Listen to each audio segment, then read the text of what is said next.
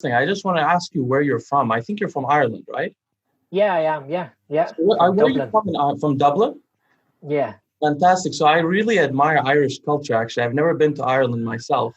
And surprisingly, although my mother's side are almost entirely from the British Isles, none are Irish, but I have a natural fondness for the culture, or from Yeah. what I know about it. I want to ask you a couple of things about that. One thing I want to Yeah. ask Yeah. you about is I've heard that there's a Gaelic revival movement in terms of the native language of Ireland before English. Is that do people speak Gaelic languages where you're in Dublin or? No, no. So we have places around Ireland that are called Gaeltachts, and they're specific regions where their first language is actually Irish, the Irish language, Gaeilge, and they end up learning English as a foreign language. Then when they go to school, they have to learn English. Now, around Ireland, we have what are called Gael schools, which are specific schools that you can send your children to for primary school education, and they only speak Irish in these schools. And then, as a consequence, those children have to learn English sort of like a second language, where, by the time they're 8 or 9 years of age, that's when they learn to read English. Fascinating. Have you ever met So, someone like that whose first language is Irish? oh yeah, yeah. And I used to I at one point I was fluent in Irish as a consequence of going to school, and obviously I had such a big interest in the Irish language, but Wow. I've forgotten so much of it. I've not spoken Irish now since I was 17. It must be like 14, 15 years ago. But Fascinating. I'd say if I was in a Gael talked region, which is where they speak Irish, I'd probably remember quite a bit of Irish. It would come back to me quite quickly. It's an interesting language because it's actually spoken backwards. In terms of the grammar, right? It's In terms of how you translate it, it's backwards. so I just want to offer a brief insight to some viewers who may not know about this. So the Gaelic languages we're speaking about are the native languages of the British Isles. And what happened essentially is the British Isles experienced a large amount and different waves of German immigration, beginning with the Anglo-Saxons and the Jewels in the early like 600s or 700s or so. And that changed England, that they started speaking English, which is a Germanic language instead of a Gaelic one. And then, so Scotland and Ireland and Wales experienced less of this immigration, except that later on there were Vikings, and later after that, Normans, who are actually French Vikings, who immigrated a lot to Scotland. So Scotland got affected a little bit by that. So basically, what we're talking about is an ancient language, the original British Isles kind of languages, which I wanted to ask you is, can you understand a Welsh person speaking their Gaelic language? No. Yeah. Welsh. So my father grew up in London. So if we were ever, taking the ferry across to Wales to drive to London, some of the signs, like, you're just looking at the language, and I can't even pronounce. There's one that's like, it's like LLWENOLFI, I think, or something. And I asked my dad one time, I was like, when you read that, it's like Lilwella Philly. And then he told me, actually, it's actually called phonephily. But, if you were to read it, grammatically or even phonetically, it doesn't make sense how phonephily comes from the spelling of that. Now like Welsh to me just sounds like it's a language just spoken at such a speed that, again, I couldn't even understand what they're saying. I always say that the Gaelic but Irish now. No, please go ahead.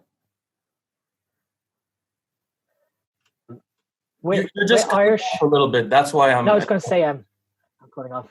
Oh no, it's all right. It's all right. It just I may talk over you by accident. I think the connection is just a tiny bit unstable on my side. That's good. With Irish, there's often debate with schools of whether to drop Irish from the curriculum for primary schools. But to me, I have my own son who's 1.5.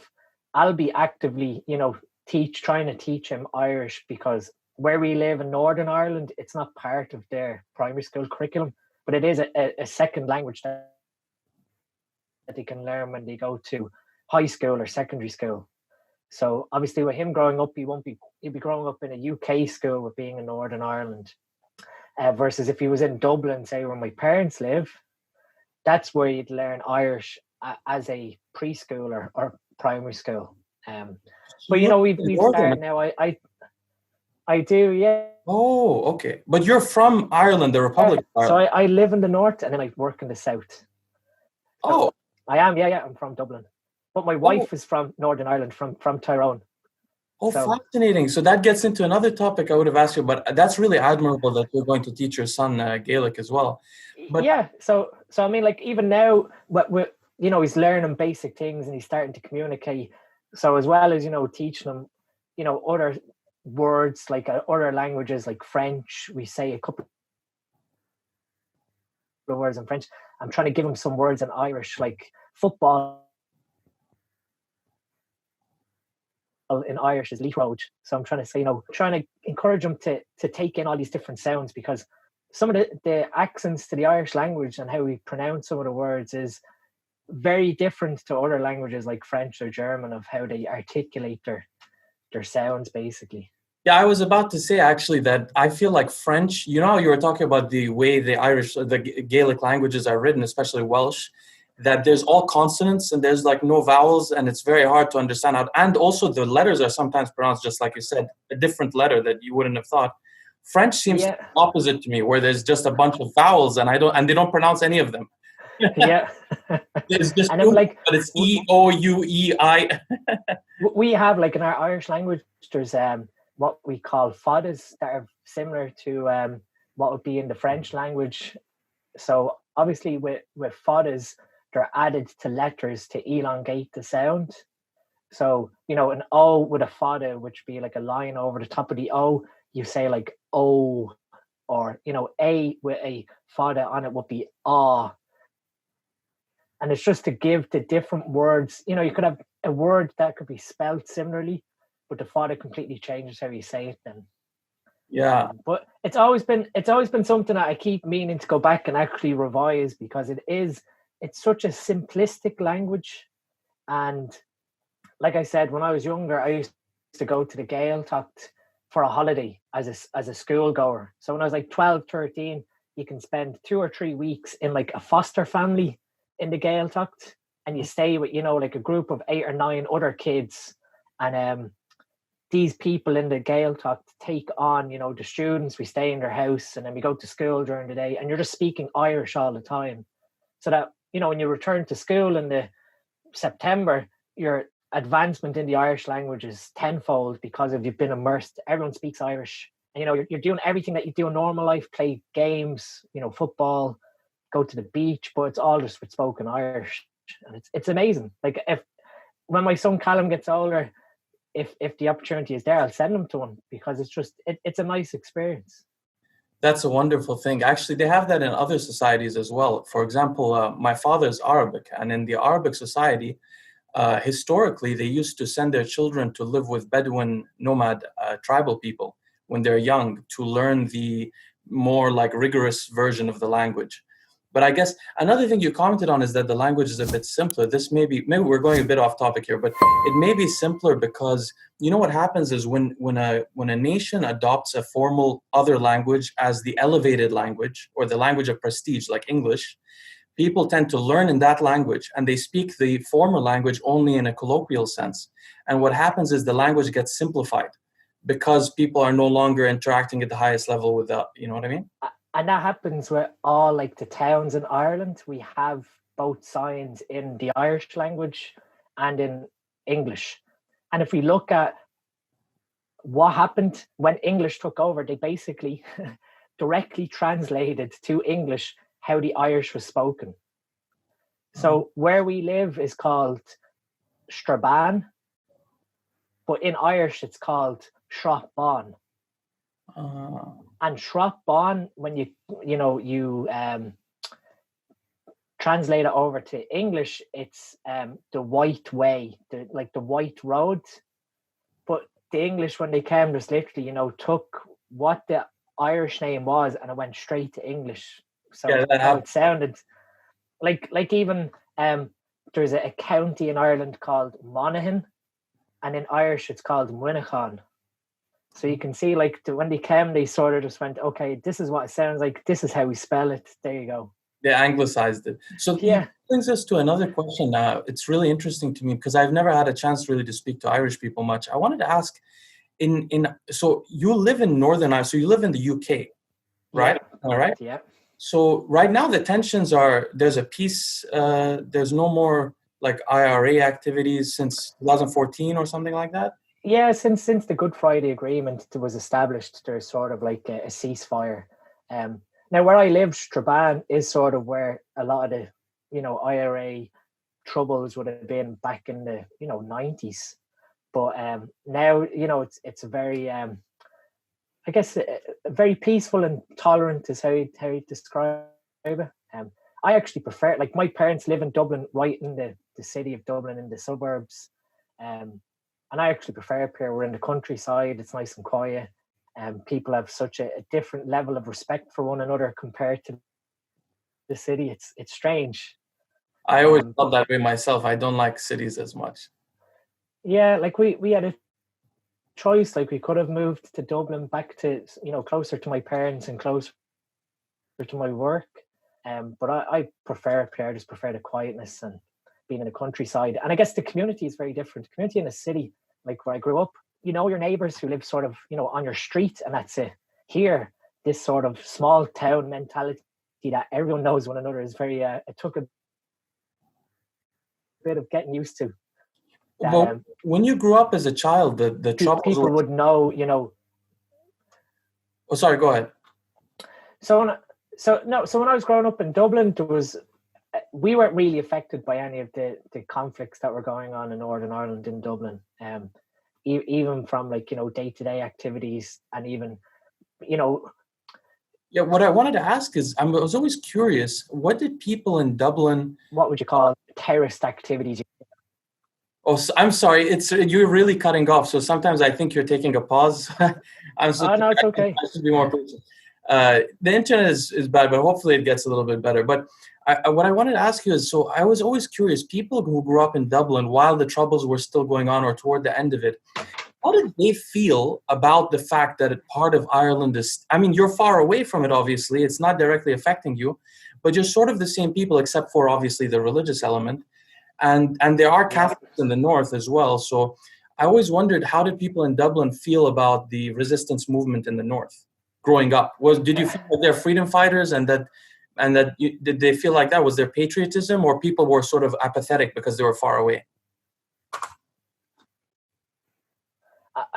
It's very hard to say. Like, I never really, because it's very, I guess, it's like sectarian based in the north, in that, children are brought up with a certain set of beliefs from their parents, and then that instills into that generation. Whereas in Dublin, there wasn't any of this sort of, Protestant, Catholic. There was none of this sort of segregation where you were brought up that if your neighbor was Protestant or your neighbor was Catholic, that you resented them just for pure grounds of they had a different religion, which was, a big factor in Northern Ireland, that, a Protestant wouldn't speak to a Catholic and vice versa.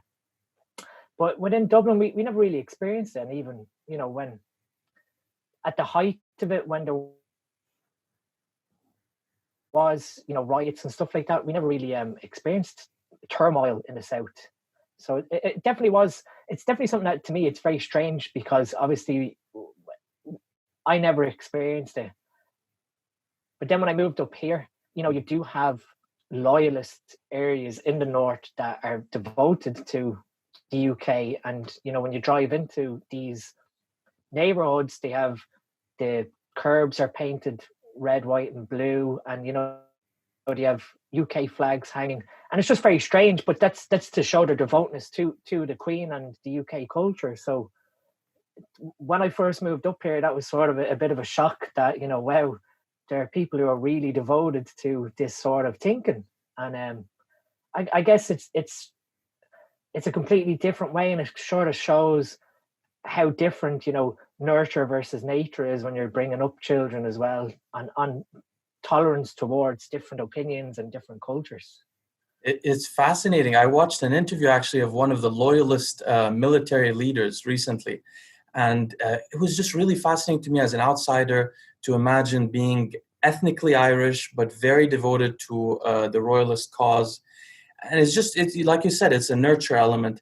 What is also fascinating to me, and this is the last comment I'll make on this because I we have so much to talk about, but the interesting thing is, Wales actually has one of the strongest. See, if you think about it, so Scotland also had sectarian issues before with the Jacobites and Catholic and Protestant, but it died out, and they never experienced the kind of trouble that we see in the north of Ireland before. But Wales is really interesting to me because, Scotland recently tried to get independence. Ireland got independence, but Wales has never tried to, and Wales is the most Gaelic culture, like they're very not influenced by England's culture as much. So it's really surprising to me that they've never tried. Yeah, and I mean, that's another thing with Irish, and that, the 6 counties within the north belong to the UK. And I think at this point, the sort of Republic of Ireland taking back Northern Ireland, to me, I don't think I'm going to see it in my lifetime, purely for the fact that I guess there are benefits to being part of the UK when you're in Northern Ireland. That obviously they don't want to adopt the Republic of Ireland's laws, etc. So there's pros and cons to it. But in terms of disputes now between North and South, it's, I guess at one point with Brexit we were a little unsure of what's going to happen, and I guess we still are, because there's now talks of still a hard border coming through, where you have to go through obviously border security passing between North and South, because technically it's not part of the EU and it's a different country. Mm-hmm. So that's another big political issue that they're trying to negotiate through, on top of what's happening now, obviously coronavirus. I know when Brexit was announced back in January, that it, we were sort of thinking like, okay, what's going to happen? Because obviously I travel from north to south to work every week. Is this going to really put a hindrance in that I pass through the border twice on my drive home, that it's just going to make things a nightmare? Just for the pure fact of that, you're going between two countries, and no one in this country shares that opinion of wanting a hard border or causing restriction to travel. So hopefully when the UK finally finish their EU agreement, that'll be a soft border, that'll be just business as normal for traveling. Just for the viewers, I just want to explain for the viewers, a lot of viewers are American, so just so they understand, the UK has had a movement to leave the European Union, mainly inspired by the conservative element in the UK, who have a frustration with mostly Eastern Europeans immigrating to the UK, and they feel that they're taking their jobs from manual laborers, or not manual, but the working class.